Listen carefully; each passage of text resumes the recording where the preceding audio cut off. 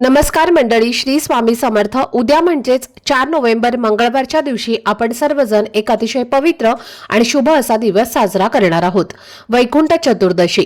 तर हा दिवस वर्षातील सर्वात दैवी आणि सुवर्ण योग मानला जातो।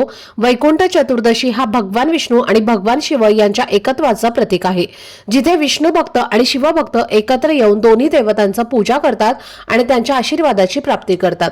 असं म्हटलं जातं की या दिवशी भगवान विष्णूंनी वाराणसी येथे भगवान शंकरांची पूजा केली होती आणि त्यांना 108 कमळांची फुलं अर्पण केली होती। आणि म्हणूनच या पवित्र वैकुंठ चतुर्दशीच्या दिवशी जर तुम्ही कमळाच्या फुलांचा एक छोटासा पण प्रभावी उपाय केला तर तुमच्या आयुष्याचं सोनं होईल, तुम्हाला प्रत्येक कामात यश मिळेल आणि तुमच्या मनातील कितीही कठीण इच्छा असेल तर ती नक्कीच पूर्ण होईल।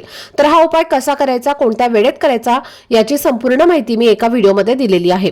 तो व्हिडिओ पाहण्यासाठी या व्हिडिओच्या खाली जो छोटासा त्रिकोण दिसत आहे त्यावरती क्लिक करा, म्हणजे संपूर्ण माहिती तुमच्यापर्यंत पोहोचेल।